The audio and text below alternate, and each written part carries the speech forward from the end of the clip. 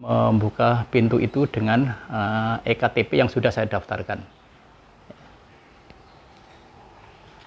Nah, udah warna hijau, kita bisa langsung buka.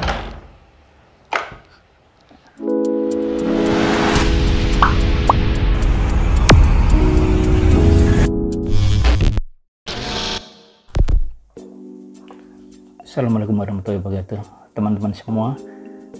Saya mencoba sharing bagaimana membuat akses pintu gitu, untuk membuka pintu dengan menggunakan RFID ya. RFID nanti dengan mengetap ke sini bisa membuka pintu, bisa pakai KTP atau bisa pakai PIN yang nanti didaftarkan. Baik, komponen apa saja yang digunakan dalam rangkaian ini? Yang pertama adalah controllernya atau jantungnya. Kemudian yang kedua adalah locknya, door locknya. Ini solenoid lock ya yang saya gunakan. Kemudian yang ketiga ini adalah switchnya. Yang keempat itu tidak kalah penting adalah power supply untuk mengaktifkan ini semuanya. Baik, kita akan bahas satu persama. Itu adalah controllernya atau akses control doornya. Nah, saya menggunakan ini yang tipe yang bisa membaca RFID dengan tipe MIFARE ya, dengan frekuensi kalau tidak salah 13,56. Ini nanti dia bisa selain membaca RFID itu atau ektp elektronik juga bisa dengan PIN itu, atau kombinasi antara PIN dengan RFID ini. Jadi pencet PIN, pencet RFID bisa membuka door locknya. Nah, sebetulnya fungsi controller ini tadi setelah dia bisa membaca RFID atau PIN yang sudah didaftarkan, dia akan mempunyai output NO atau NC ya. Jadi memutus atau menyambung saklar. Nah, saklar nanti akan kita lanjutkan ke door lock. Oke, jadi ini yang fungsi yang pertama ini sebagai saklarnya, tapi saklar dengan diprogram. Oke, yang kedua adalah ini solenoid door lock. Nah, ini kalau dikasih tegangan 12 volt, nah, dia akan membuka. Ini akan membuka gitu ya. Membuka menarik itu. Jadi pintu bisa dibuka tutup. Nah, ketika posisi normal dia akan menutup, jadi terkunci seperti ini.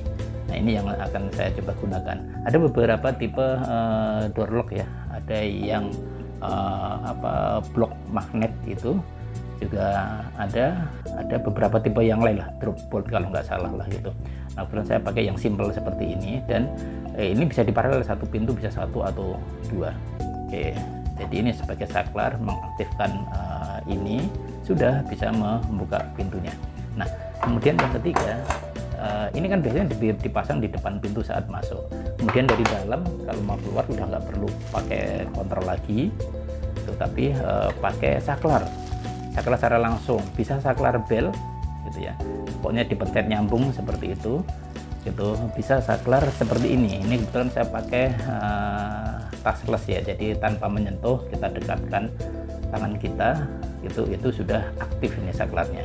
Nah, ini juga perlu power. Nah, untuk menghidupkan controller, kemudian solenoid, kemudian switch ini, itu perlu catu daya atau perlu sumber listrik. Nah, ini yang saya gunakan. Ini sebagai nomor 4 ya, dari komponen nomor 4 itu power supply 12 volt nih. Nah, inputnya AC 110220, kemudian outputnya 12 volt 3 ampere. Ini lebih dari cukup untuk mengaktifkan ini semua. Nah, kurang lebih seperti ini. Di dalam paket pembelian kontrol ini sudah dibawakan gambar instalasinya seperti ini. Nah, ini sederhananya, ini controllernya, kemudian ini power supply-nya, kemudian ini switch-nya.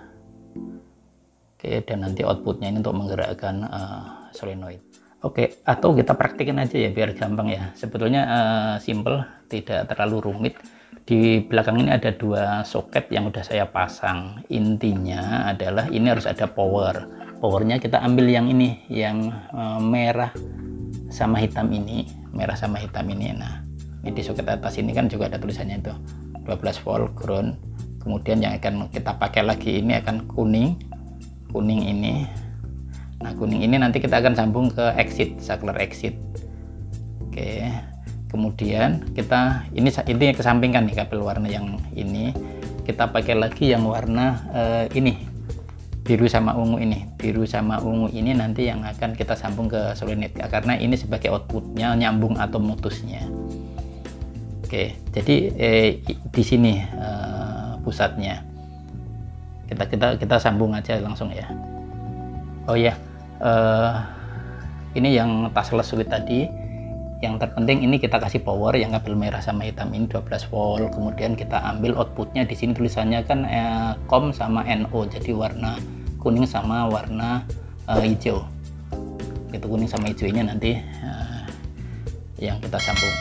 Oke, kemudian yang lain itu power supply, ini kebetulan sudah saya sambung. Ini yang 220, kemudian ini outputnya merah hitam, yang merah plus 12 volt, yang hitam itu min 12 volt. Oke, kemudian ini solenoid juga sudah saya kasih kabel merah hitam juga. Hasilnya warnanya biru sama merah. Biru, yang biru itu min, yang merah ini adalah plus 12 volt. Oke, kita rangkai aja.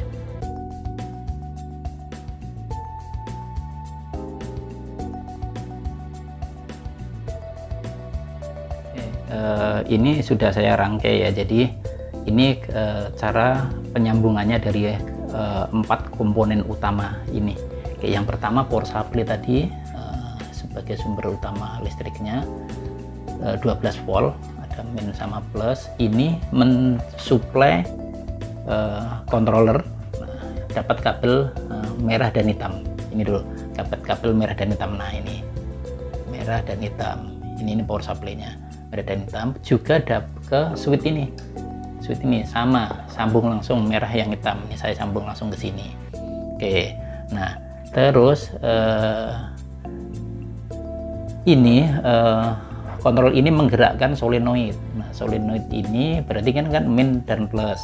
Minnya kita langsungkan nih, digabung nih dengan minnya ini, dengan minnya kontrol dari power supply ini minnya. Nah, plusnya yang baru kita putus. Plusnya yang merah ini kita putus lewat output di sini nih, yang merah nih, output NO. Kalau di sini harusnya ada tulisan NO tapi tertutup ya, maaf ya. Nah, di yang ujung itu ada tulisan NO. Nah, atau yang warna sama jenis warna ungu, ke ungu yang NO-nya ya, NO-nya. Kemudian birunya ini kita seolah-olah sebagai sumbernya solenoid ini, kita langsungkan ke plus nih. Plus ini kita anggap ini sumber utamanya plus itu. Oke, satu lagi yang switch ini kan ada NO-nya juga. Nah, cuman NO-nya ini untuk mengaktifkan controller. Tuh, jadi ketika ini aktif, dia akan memberikan sinyal ke controller.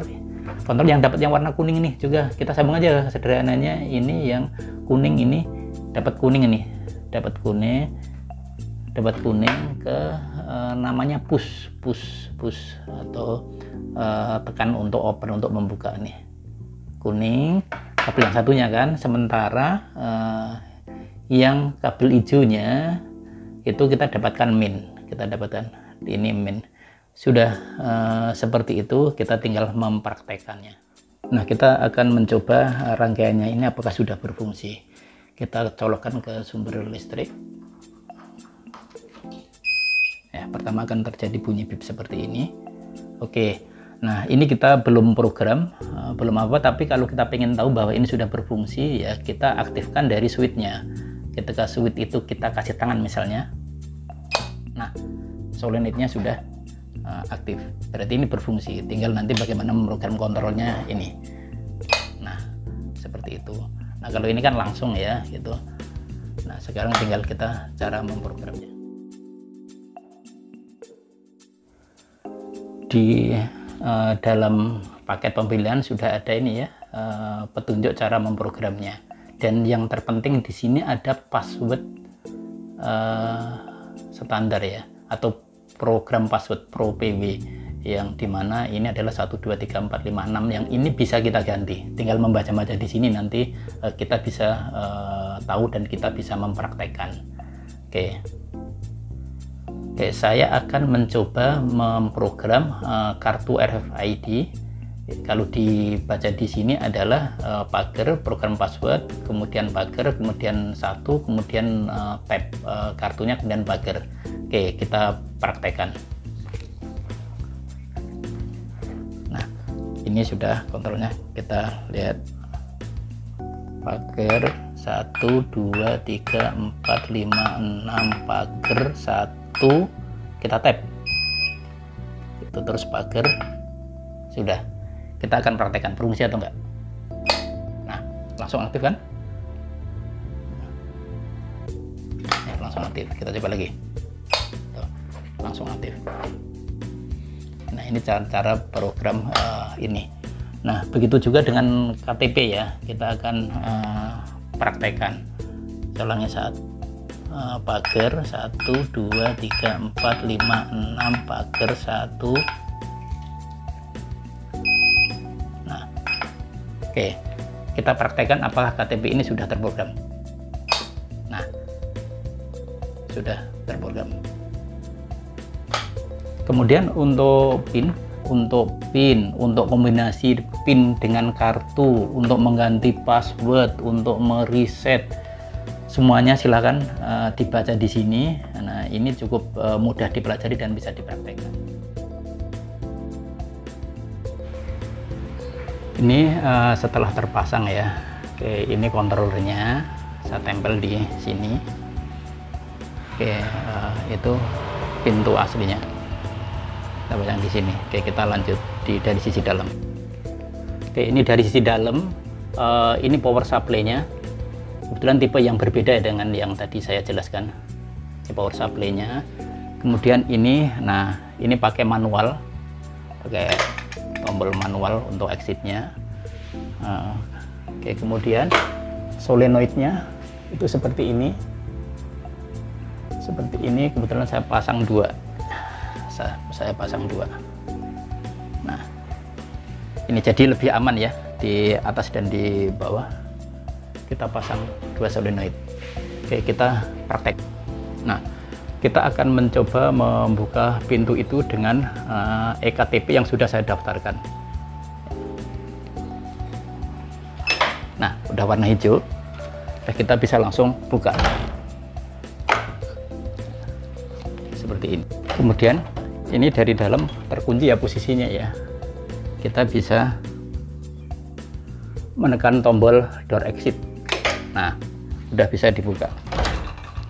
Oke, jadi kurang lebih seperti itu. Dan kedepannya tombol ini bisa diganti dengan smart switch ya, smart ball switch, sehingga kita bisa buka dari luar ya, lewat internet. Kita bisa buka asal terkonek nanti dengan wifi di rumah. Demikian tutorial sederhana ini, sharing sederhana ini. Mudah-mudahan bisa bermanfaat. Mohon maaf apabila ada yang kurang. Kalau ada yang perlu di-sharing, didiskusikan, silahkan di kolom komen di bawah. Terima kasih. Wassalam.